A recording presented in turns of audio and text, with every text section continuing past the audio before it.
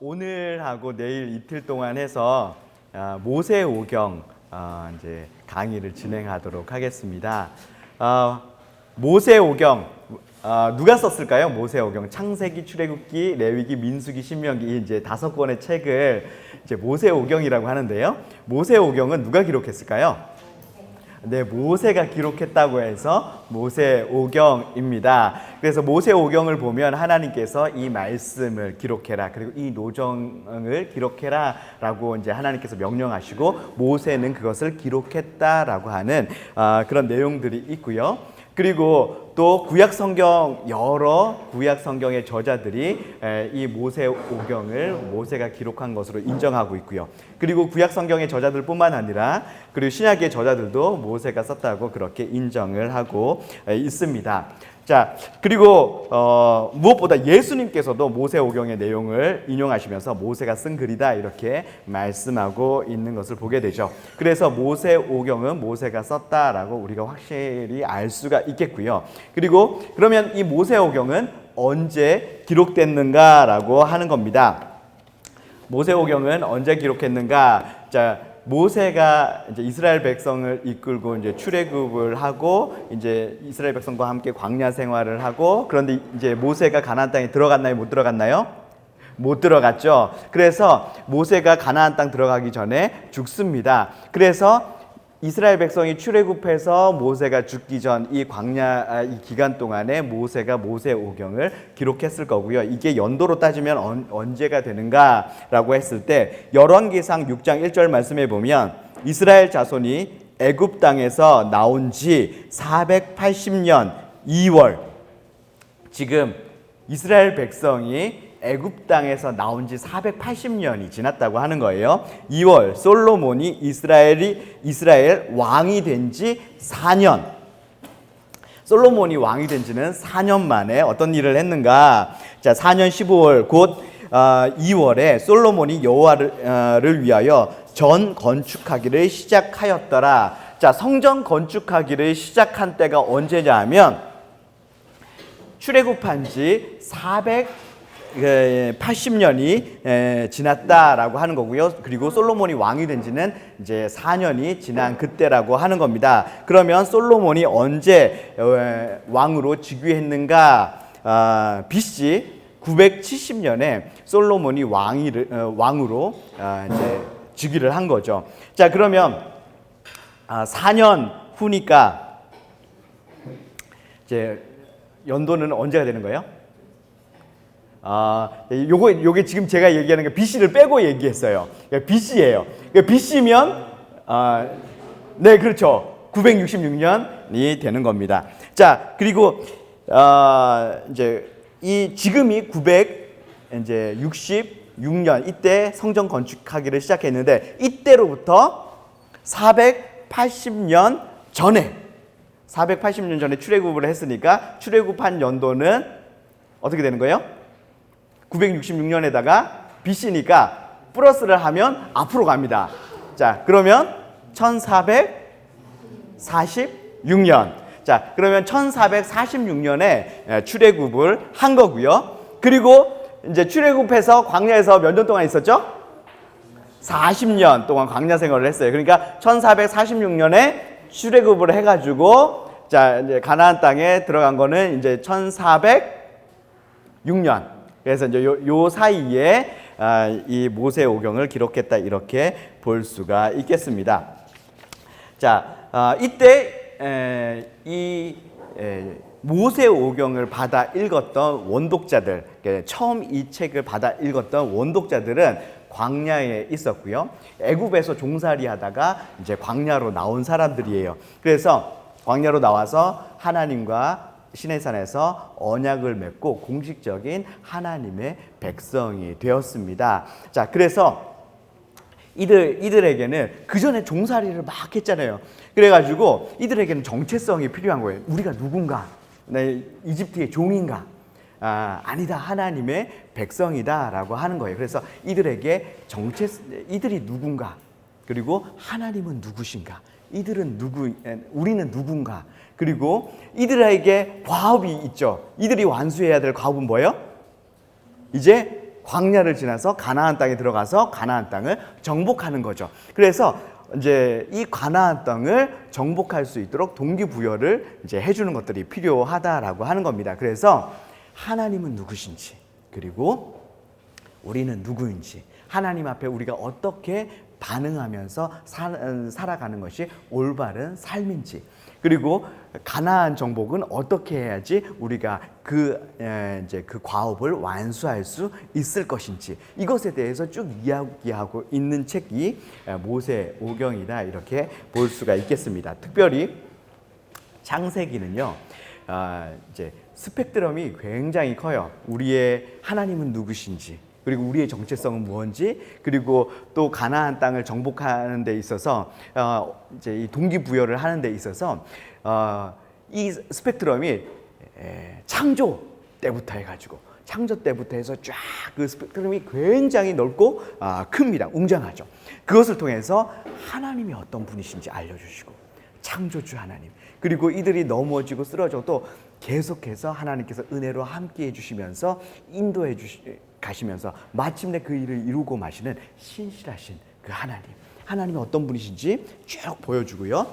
그리고 우리는 그 하나님과의 그 언약 관계 속에서 그 하나님의 사랑을 받고 하나님의 무조건적인 은혜를 받는 어떤 그런 존재, 하나님이 우리를 지켜주시고 보호해주시고 대신 싸워주시는 어떤 그런 존재라고 하는 그 이제 정체성에 대해서 쭉 이제 얘기하는 겁니다. 자, 이게 이제 모세오경인데요. 창세기로 이제 먼저 들어갈 텐데, 창세기에는 많은 시작들이 언급됩니다. 그래서 뭐 천지 만물이 시작되고, 인류가 시작되고, 또 안식일이 시작되고, 결혼이 시작되고, 또 죄가 처음 시작되죠. 죄가 처음 시작되고, 그리고 하나님의 구원 계획이 시작되고, 그다음에 예배가 처음 시작되고, 굉장히 많은 것들이 창세기에서 시작합니다. 그래서 어떤 사람들은 창세기를 시작의 책이다, 이렇게 이야기하기도 해요. 그런데 저는 창세기를 시작의 책이라고만 말한다면 굉장히 좀 아쉬움이 있는 거예요.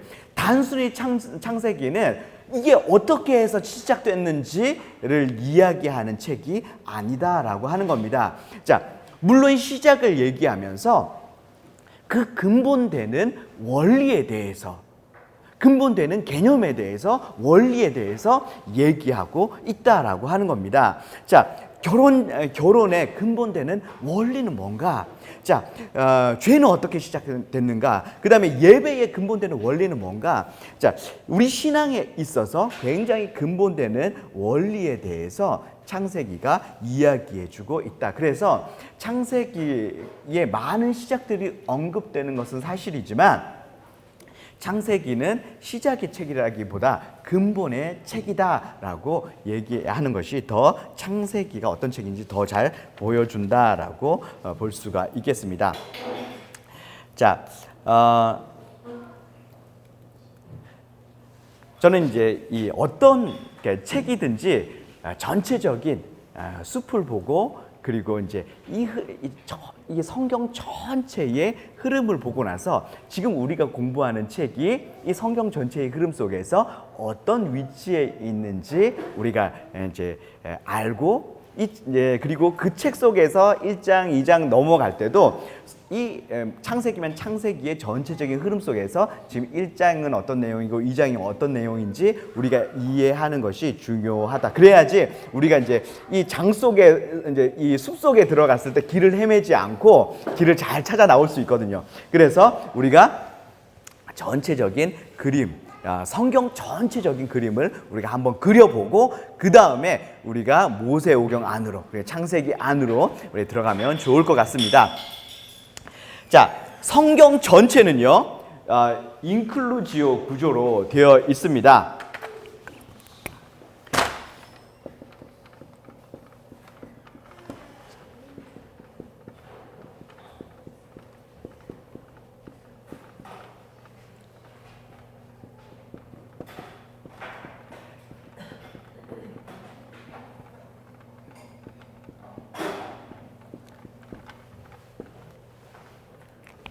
자, 창세기 1장부터 3장, 하나님께서 이제 임재하시죠.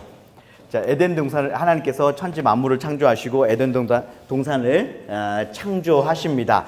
에덴 동산을 창조하시고 요한계시록 20장부터 22장에 새 하늘과 새 땅을 창조하시는데 그게 이제 가운데 보면 여기에도 생명나무가 있고 여기에도 생명나무가 있고 동산을 에덴 동산과 똑같은 것을 창조하시는 것을 보게 됩니다. 그리고 창세기 1장부터 3장에 하나님이 그 에덴 동산을 충만하게 임재하시고 하나님께서 여기 요한계시록에도 보면 새 하늘 새 땅에 하나님께서 충만하게 임재하시죠. 그래서 여기서 하나님과 아담과 하와가 온전한 교제를 누렸다면 이 요한계시록 20장부터 22장까지 새하늘 새 땅에서 하나님께서 우리와 온전한 그런 교제를 누리게 됩니다. 자, 그래서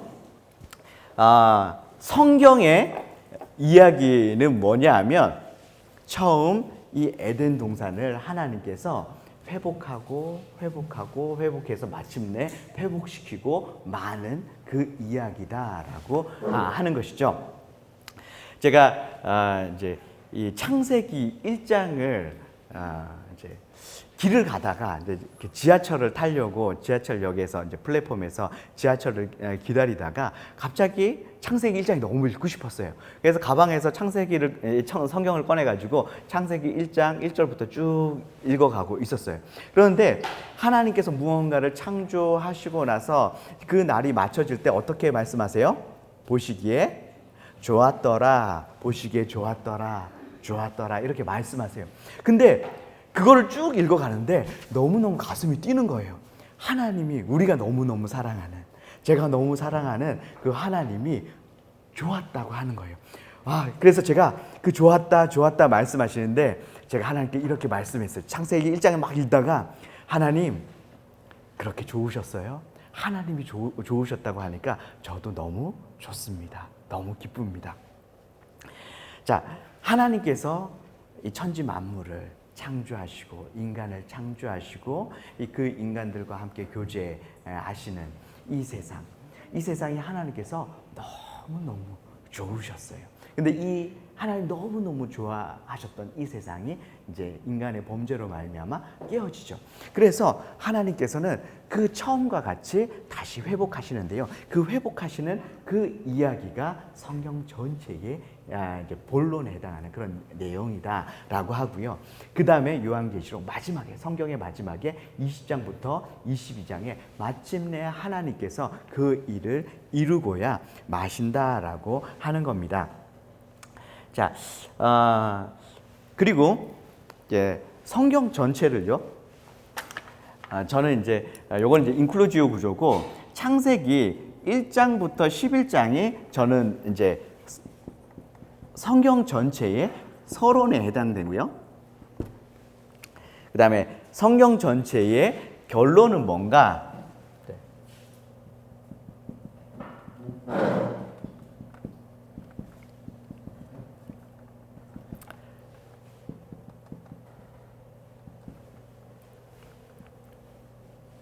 자, 본론의 창세기 1장부터 11장까지가 서론이고 그 다음에 창세기 12장부터 해가지고 요한계시록 전까지가 성경의 본론이고 그 다음에 요한계시록을 성경의 결론이다 이렇게 볼 수가 있겠습니다.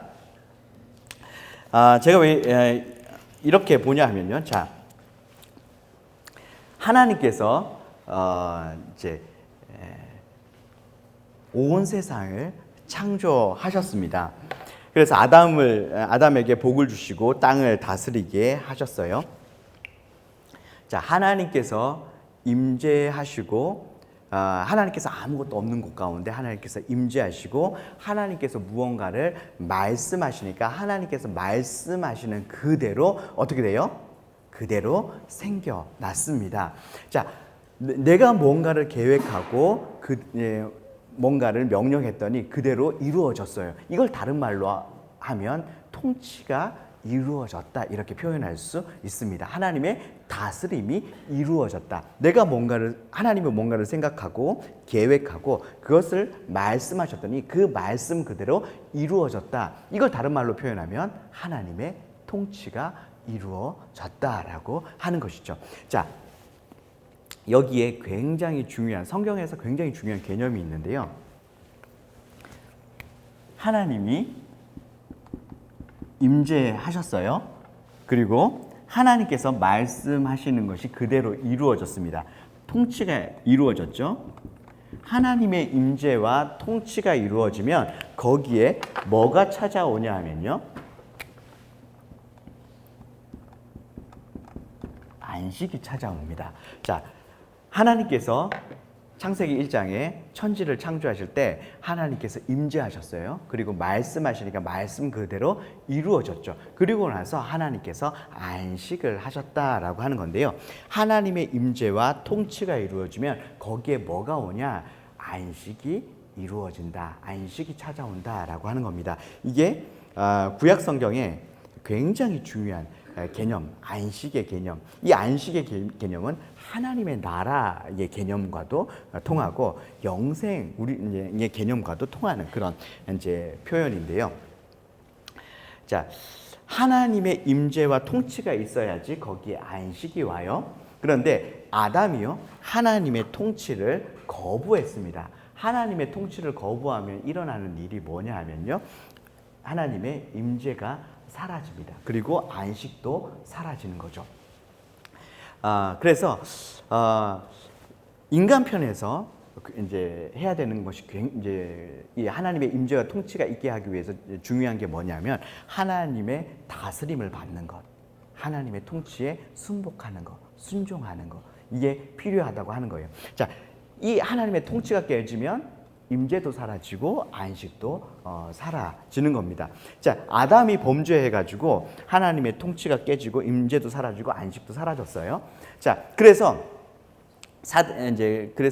이 아담이 범죄한 이후에 사단이 죄와 죽음으로 다스리는 그런 시대가 됐습니다. 그런데 이제 나중에 이스라엘 남유다가 이제 멸망하고 나서 이 유대인들이 그러면 언제 다시 이게 사단이 죄와 죽음으로 통치하는 이 시대가 끝날 것인가? 이 예언서들을 쭉 보니까 메시아가 오시면 그게 이루어지겠구나. 사단을 밟고 메시아 그분이 하나님의 임재와 통치를 이루어 가지고 안식이 오는 그때가 되겠구나라고 생각을 한 겁니다. 그래서 그때를 오는 세대, 유대인들이 오는 세대라고만 얘기를 해도 거기에 어떤 의미가 있냐면 앞으로 오는 세대에 그 메시아가 오셔서 하나님의 임재와 통치를 이루어서 안식이 이루어지는 그때, 요거를 줄여서 어떻게 표현했다고요? 오는 세대, 이렇게 표현을 했습니다. 그래서 그 오는 세대의 그때의 삶은 얼마나 좋을까? 그 안식을 누리면서 하나님의 임재와 통치 속에서 살아가는 그 삶이 얼마나 좋을까? 그걸 이제 그때의 삶, 오는 세대의 삶, 오는 세대의 생명, 이렇게 이제 줄여서 표현을 했는데요. 그걸 헬라어로 번역할 때 세대들의 생명이라고 번역을 했고요. 그리고 그거를 영어권에서 영어권에서는 어떻게 번역했냐면 The Eternal Life, Everlasting Life로 번역을 했습니다. 자, 그거를 중국이나 우리나라와 같은 한자 문화권에서는 어떻게 번역했냐 하면요, 영생이라고 번역을 했습니다. 자, 그러니까 영생은 뭐라고 하는 거예요? 그냥 죽지 않고, 한자 뜻으로 하면 길게, 길령, 날생해서 길게 오래 사는 거, 영원히 사는 거, 이게 이렇게 한자 뜻이잖아요. 그런데 그냥 단순히 길게 오래 사는 게 아니라고 하는 거예요. 우리는요, 예수님을 믿든지 믿지 않든지 다 영생합니다. 그렇죠? 예수님을 믿으면 천국에서 영생하고요, 예수님 믿지 않으면 지옥에서 영생하겠죠. 죽고 싶어도 죽지 못하는 곳이 지옥이니까요. 그래서 우리는 어차피 죽지 않고 오래 산다고 하는 거예요. 그러면 영생의 진짜 개념은 뭐냐? 하나님의 임재와 통치 속에서 안식을 누리는 이 삶이 영생이다라고 하는 겁니다. 자, 마태복음이 누구에게 쓰여졌죠? 유대인들에게. 이제 마태복음은 유대인에게 쓰여진 복음서입니다. 자, 복음서들은요, 예수님이 누구신지에 대해서 얘기하는 게 복음서에 굉장히 중요한, 각 복음서들마다 예수님이 누구신가를 밝히는 것이 굉장히 중요한 복음서의 주제인데요. 마태복음에서는 예수님이 누구신지 어떻게 소개하고 있냐면요, 이 개념으로 예수님이 메시아라고 하는 것을 소개합니다. 마태복음 1장에 임마누엘이라고 나오죠. 하나님이 우리와 함께 계시다로 마태복음이 시작합니다. 그 다음에 마태복음 28장 마지막 구절에요. 어떻게 끝납니까? 내가 세상 끝날까지 너희와 항상 함께 있겠다. 자, 하나님이 함께 있는 걸로 시작해서 하나님이 함께 있는 걸로 끝납니다.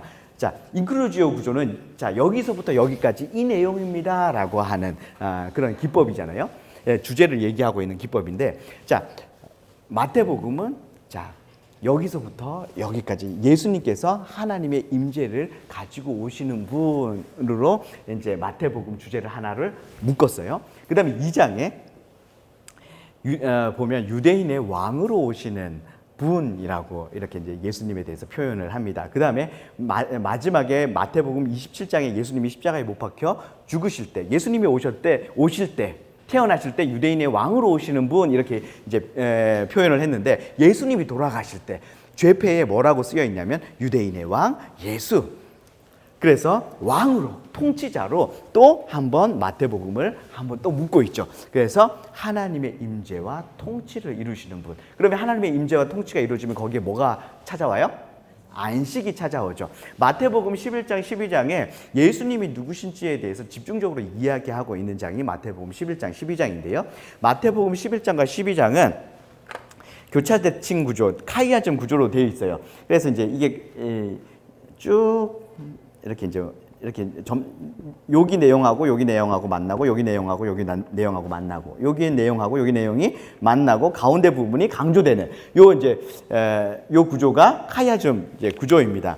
자, 여기에서 강조되는 부분이 요 가운데 부분, 이제 가운데 부분인데요. 이 가운데 부분에 어떤 내용이 있냐면요, 수고하고 무거운 짐진 자들아 다 내게로 와라, 내가 너희들에게 쉼을 주리라. 이 쉼이라고 하는 이 단어가 바로 안식이라고 하는 단어입니다. 자, 그러니까 예수님은 하나님의 임재와 통치를 이루어서 우리에게 안식을 주시는 바로 그 메시아다라고 하는 것을 자, 이 구조를 통해서 보여주고 있는 거죠. 자, 그래서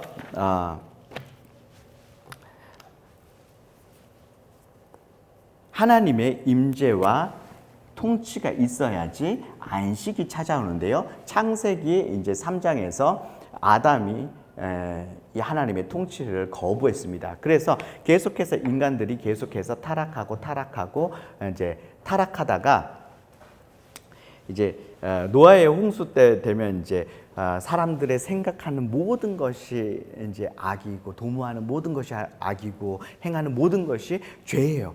자, 그래서 이제 죄의 장아찌가 되어 있어 가지고 안 되겠다. 하나님께서 이제 새롭게 해야 되겠다. 그래서 이제 노아의 홍수를 이제 일으키시는데요.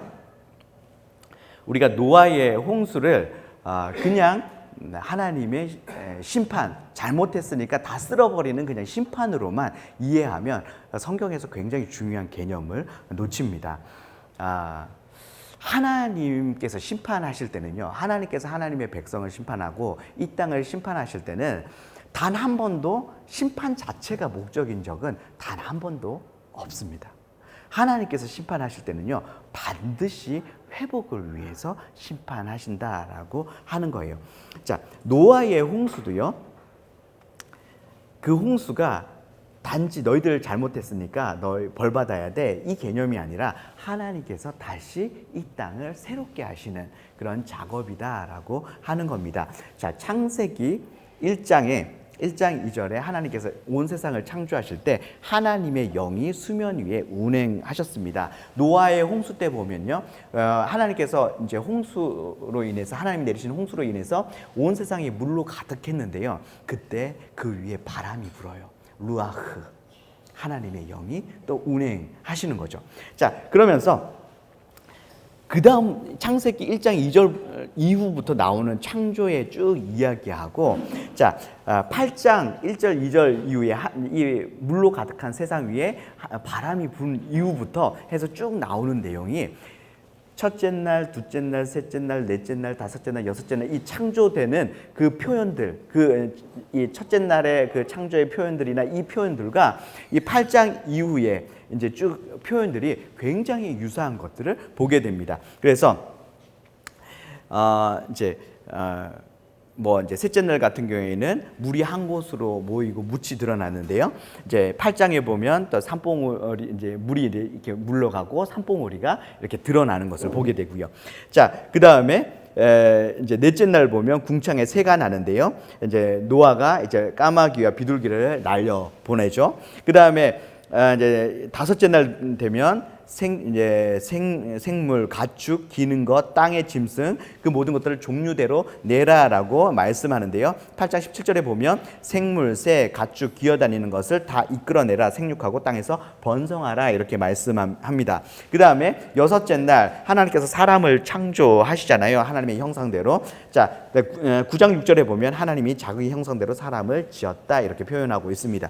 자, 그래가지고 노아의 홍수는요, 단순히 심판을 위한 심판이 아니라 처음 세상과 같이 다시 하나님께서 재창조하시는, 다시 회복시키는 그런 사건이 뭐냐, 노아의 홍수다라고 하는 것이죠. 자, 그래서 하나님께서 노아의 홍수를 통해서 다시 이 땅을 새롭게 재창조합니다. 자, 그래서 하나님께서 이제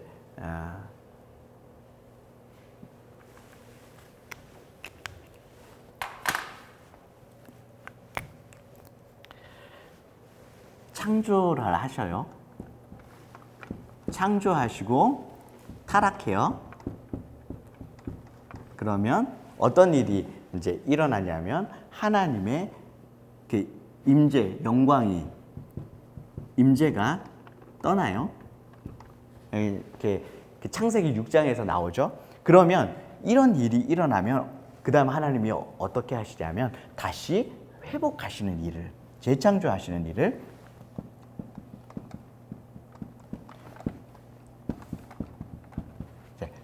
회복하시는 일을 하신다라고 하는 겁니다. 그래서 이게 이제 6장부터 이제 9장, 10장 쭉 이제 재창조를 하셨어요. 그런데 이렇게 재창조를 했는데 그 다음에 나오는 내용이 뭐예요? 창세기 11장에 바벨탑 사건이 나오잖아요. 다시 타락하는 일이 다시 일어납니다. 창조하셨는데 인간들이 타락했어요. 그랬더니 하나님이 임재가 떠났어요. 그래서 하나님께서 다시 임재하실 수 있도록, 이 땅에 하나님께서 다시 임재하시고 인간들과 함께 하실 수 있도록 다시 회복하시는 일을 하셨는데 다시 인간들이 타락했다라고 하는 겁니다. 그래서 이 바벨탑 사건이 하나님 없이 살겠다라고 하면서 하나님을 등지고 하나님 거절하고 이제 거역한 거거든요. 그래서 이제 타락했는데, 그래서 하나님께서 노아 홍수 때 싹 쓸어버리고 다시 하나님께 온전히 순종하는 노아를 통해서 다시 순종하는 세대가 일어나기를 원하셨는데 다시 인간들은 하나님을 등지고 떠나가더라, 타락했다라고 하는 겁니다. 자, 그래서 하나님이 이번에 다시는 노아 홍수 때처럼 인간들을 다 싹 쓸어버리고 그러고 싶지가 않은 거예요. 하나님도 노아 홍수 때 인간들을 싹 쓸어버릴 때 얼마나 마음 아프시겠어요. 너무너무 사랑하는 사람들을 그렇게 싹 쓸어버린 게 하나님이 너무 마음이 아프셨어요. 그래서 하나님께서 이제 다시 새로운 구원의 계획, 회복의 계획을 이제 세우시는데요. 그게 뭐냐 하면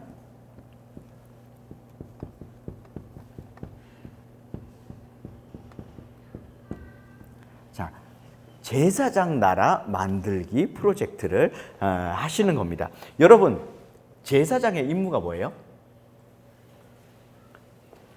백성들을 하나님께로 인도하는 역할을 합니다. 그래서 백성들을 하나님께로 인도해 가지고 하나님을 만날 수 있도록 하는 역할을 하는 게 제사장의 역할이거든요. 그런데 하나님께서 이제 뭘 하시냐면 한 사람, 한 민족을 제사장 나라로 만들어 가지고요.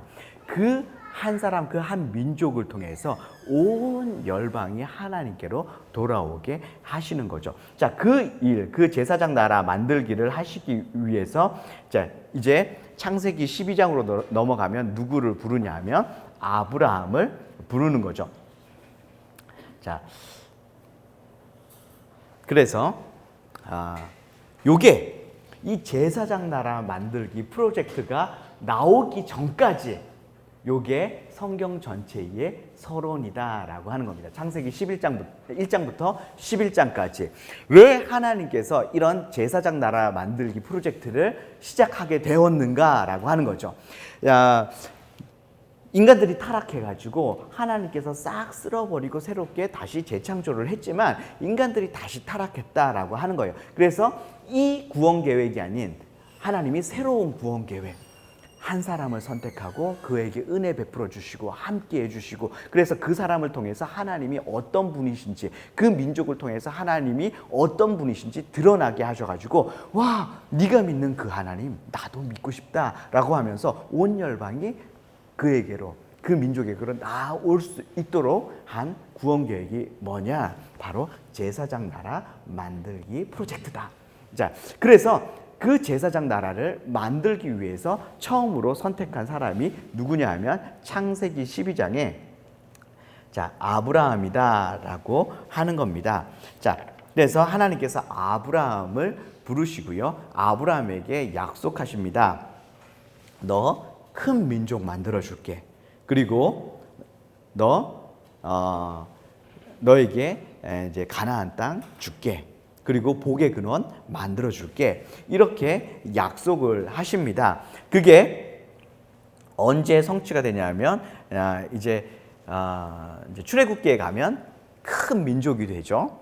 그 다음에 여호수아에 가면 땅이 성취가 됩니다. 자, 그래서 여호수아 후반에 가면 그 이제 여호수아서는 순종의 책이에요. 그래서 하나님의 말씀하시는 대로 순종했습니다. 자, 하나님의 통치를 인정하면 거기에 뭐가 오는 거예요? 하나님 임재와 안식이 오는 거예요. 그래서 여호수아 후반부에 보면 이제 그 땅에 안식이 찾아왔다 이렇게 되어 있습니다. 자, 그래서 회복의 시대. 지금부터 해서 자, 이제 회복의 시대에는 뭐가 생겨나냐 하면요. 하나님이 임재하시는 성막이나 성전이 생겨납니다. 그래서 여호수아 창세기 이제 12장부터 해서 여호수아까지 회복의 시대예요. 자, 여기에 이제 모세의 성막이 생겨나고요. 이 성막에서 하나님께 예배를 드릴 때 이제 하나님의 불이 성막에 임하는 일이 일어납니다. 성막에서의 제단의 불은 사람이 피우는 불이 아닙니다. 자, 그 성막을 지어놓고 처음 예배를 드릴 때 하늘에서 불이 내려오는 거죠. 제사장은 그 불을 꺼뜨리지 않아야 될 의무가 있는 거고요. 그래서 이제 회복의 시대 때는 항상 어떤 일이 일어나냐? 성막이나 성전이 지어지고 거기에 하나님의 불이 임한다라고 하는 겁니다. 그래서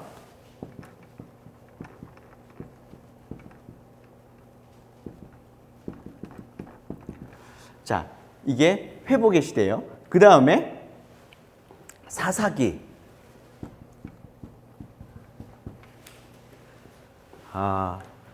또 하나님의 통치를 거부하고 자기 소견에 옳은 대로 지 마음대로 이제 살아가고 있는 이 백성을 보여주고 있는 책이 사사기입니다. 그래서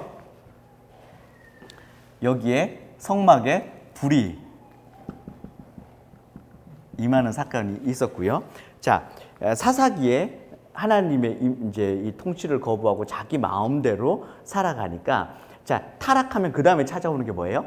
하나님의 임재가 떠나잖아요. 그래서 엘리 제사장의 손자가 태어나는데 이가봇 하나님의 영광이 없다라고 해가지고요. 여기에서 이제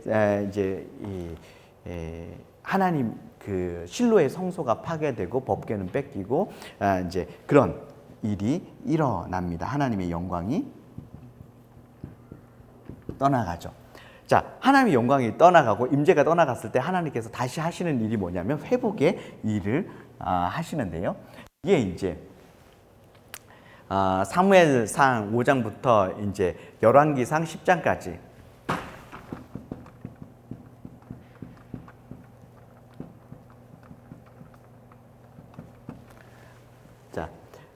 요때까지 해가지고 이제 회복의 시대가 됩니다. 그래서 누구를 통해서? 다윗을, 하나님께 온전히 순종하는 다윗을 통해 가지고요 다시 회복의 시대가 오는 거죠. 그리고 이제 솔로몬 성전이 지어지고요. 그리고 솔로몬 성전에서 첫 예배를 드리는데 하늘에서 불이 이제 제단 가운데 임하게 됩니다. 성전에 불이 임하는 거죠. 그 다음에 왕상 열왕기상 11장부터 해가지고 이제 열왕기하 쭉 이제 여기까지는 이제 또 타락입니다. 하나님의 통치를 거부하고 이제 또 타락하는 이야기가 쭉 나와 있습니다. 그래서 하나님의 통치를 거부하고 타락하고 그러면 어떤 일이 일어나요? 하나님의 또 임재가 떠나는 일이 일어나잖아요.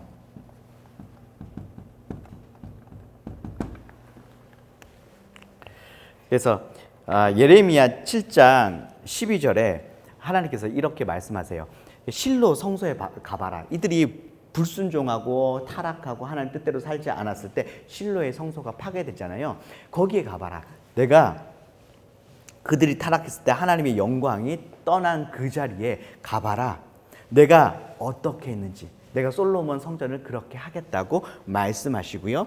자, 에스겔에게 환상을 보여주는데 하나님의 영광이 이제 이 성전 가운데 있다가 점점 성전 밖으로 점점 이제 떠나가는 그런 환상을 보여주시고요. 그리고 586년에 솔로몬 성전이 바벨론에 의해서 무너지는 그런 일이 일어납니다. 자, 이 일이 있기 전에요. 하나님께서는 많은 선지자들을 보내가지고 돌아와라. 이제 말씀을 하시는데요. 그래도 이들이 계속해서 하나님께 돌아오기를 거절합니다. 그러면서 계속해서 악을 행하는데, 이 남유다에 정말 악한 왕, 악의 끝판왕이 있는데 누구냐 하면 므낫세 왕입니다. 굉장히 악한 왕이 또 굉장히 오래 통치를 했어요. 55년간 통치를 하는데 55년간 통치를 하는 동안 굉장히 많은 악을 행합니다. 심지어는 이사야 선지자를 톱으로 켜서 죽이기까지 하죠.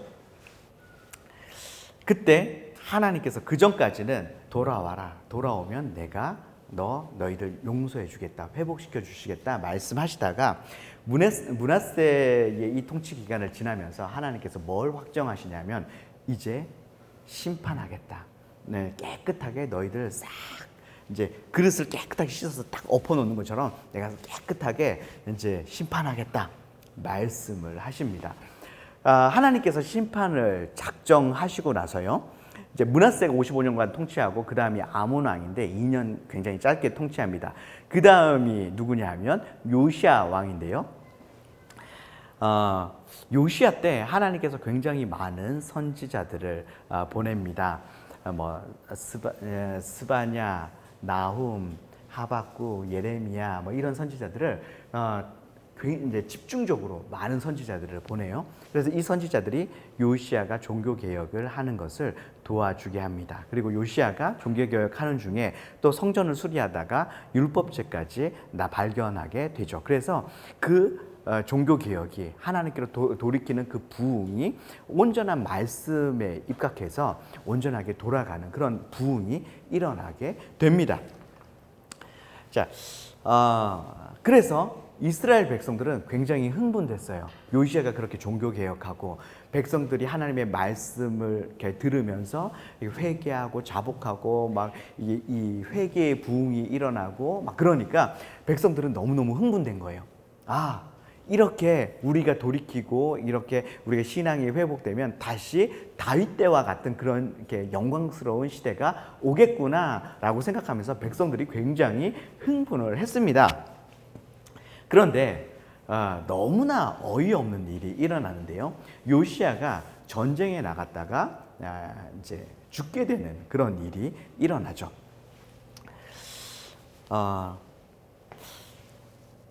백성들이 굉장히 이해가 안 되는 거예요. 왜 요시야가 살아 있으면 하나님 말씀대로 순종하고 더 부흥해서 부흥시키고 더 개혁해서 이 나라가 온전히 하나님 나라가 되고 다윗과 같은 그런 때가 올 텐데 하나님께서는 왜 요시야를 죽이셨는가? 이 이스라엘 백성들이 유다 백성들이 이해가 되지 않는 겁니다. 그래서 백성들이 하나님께 토로하는 거예요. 왜 요시야를 죽였습니까? 그리고 요시야가 죽고 나서 요시야의 아들이 왕이 돼가지고요. 이 요시야 아들이 아버지의 죽음이 이해가 되지 않았던 것 같아요. 아버지를 데리고 가신 그 하나님에 대해서 상처가 있었던 것 같습니다. 그래서 말씀책을 이 여호야긴 왕이 쫙쫙 이제 칼로 찢어가지고 숯불에 다 태워버려요. 그리고 예레미야 선지자 잡아 죽이려고 그러고요. 그리고 갖은 악을 다 행합니다. 백성들이 이 상황이 이해가 되지 않는 거죠. 하나님, 왜 이 나라는 다시 악해졌습니까? 그리고 그때쯤 예레미야 선지자가 나와서 우리 바벨론에 의해서 무너지고 우리가 바벨론에 끌려가는 게 하나님의 뜻입니다. 우리 이제 바벨론에 끌려가야 됩니다. 이렇게 얘기를 하는 거예요. 이 상황 자체가 이스라엘 백성들이 이해가 되지 않는 거죠. 하나님, 이게 뭡니까? 왜 요시야 살려뒀으면 이 나라가 얼마나 아름답게 하나님 섬기는 그런 나라가 됐을 텐데 왜 이런 일이 일어났습니까? 근데 그때 성전에서 이제 찬양하면서 예언했던 선지자가 있었는데 그 사람이 누구냐 하면 하박국 선지자였습니다. 하박국이 백성들이 이렇게 토로하는 그 내용들을 듣고 있으니까 하박국 선지자도 이해가 되지 않는 거죠. 그래서 하나님께 물었습니다. 하나님, 도대체 뭡니까? 하나님이 그때 말씀하시는 것은 뭐냐 하면 너희들이 바벨론에 끌려가고 그리고 바벨론은 또 다른 나라에 의해서 무너지고 또 그 나라는 또 다른 나라한테 무너지고 이런 일들을 통해서 어떤 일이 일어날 거냐 하면 하나님을 아는 지식이 온 세상에 가득하게 되는 일이 일어날 거야. 하나님의 영광을 물이 바다를 덮은 같이 하나님의 영광을 인정하는 것이 온 세상에 가득하게 될 거야. 이렇게 이야기를 하십니다. 그러니까 하박국이 그 하나님의 계획을 듣고 뭐라고 대답을 하냐면 그게 하나님의 뜻이라면 하나님, 저기 우리를 치러 올라오는 바벨론이 우리를 치러 올라오는 그날을 내가 기다립니다. 이렇게 고백을 합니다. 그 다음에 나오는 구절이 우리가 너무너무 잘 아는 구절이죠. 하박국 3장 17절 18절. 무화과 나무 잎이 마르고 포도 열매가 없으며 감람나무 열매 그치고 논밭에 식물이 없어도 이 굉장히 슬픈 노래거든요.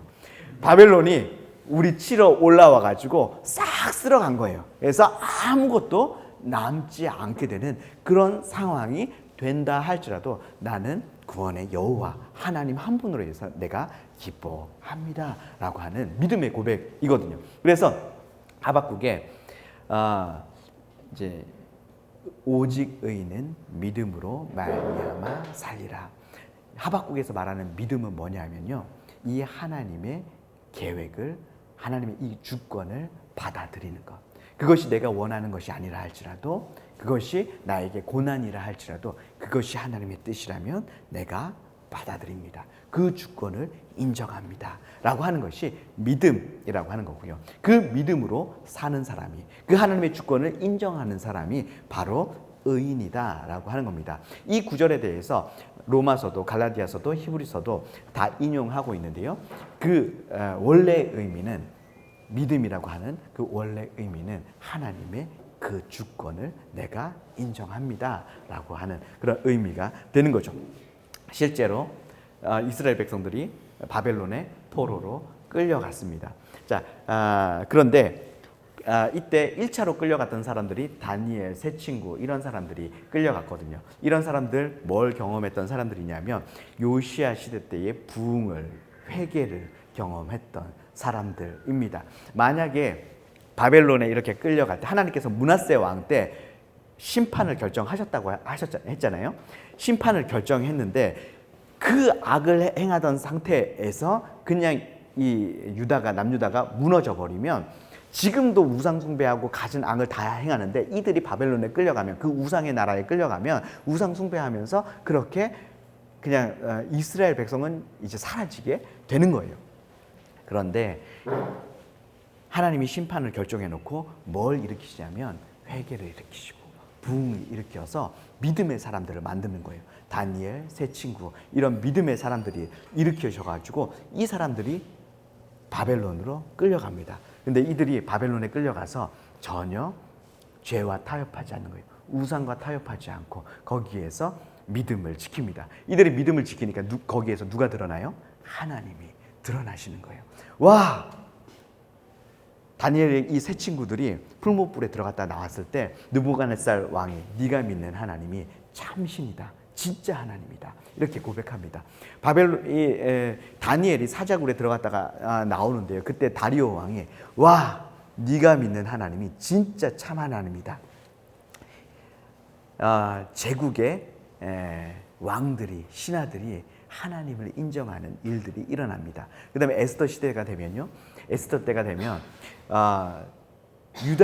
나도 하나님 믿는 유대인이 되겠다고 하면서 유대인들에게 찾아오는 그런 이방인들이 많았다고 에스더서 8장에 얘기하고 있죠. 자, 그래서 이들이 제국 속에서 바벨론 시대, 페르시아 시대, 그리스 시대 때 믿음으로 살아가니까 하나님을 드러내면서 살아가니까 나도 그 하나님 알고 싶다고 하면서 이방인들이 이 이스라엘 백성에게로 찾아오는 거예요. 이 이스라엘 백성들이 바벨론, 페르시아, 그리스 시대를 거치면서 계속해서 이제 이 제국에서 흩어지는 일들을 경험합니다. 근데 이 유대인들이 흩어지면 유대인 남자 10명만 모이면 거기에 회당을 짓고 살거든요.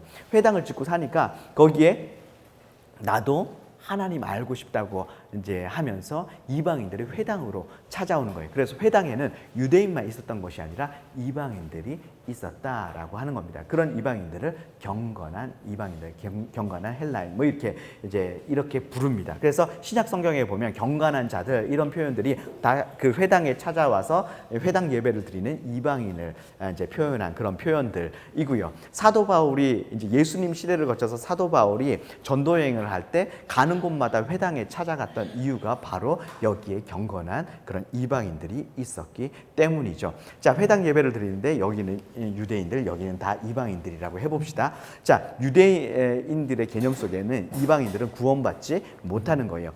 유대인만 구원받습니다. 그래서 구원받기 위해서는 이제 세례, 물에 들어갔다가 난 이제 죽었습니다. 이제 나는 유대인으로 다시 태어났습니다. 이게 이제 세례거든요. 그래서 유대인이 되는 과정이 세례예요. 그래서 나는 이제 이방인으로 죽고 나는 이제 이 말씀대로 사는 유대인, 하나님의 말씀대로 사는 유대인이 되겠습니다 하고 남자는 할례 받고 해서 자, 유대인이 되는 거예요. 그러면 유대인만 구원받고 나머지 여기에 있는 그냥 이제 이방인들은 구원받지 못하는 거예요.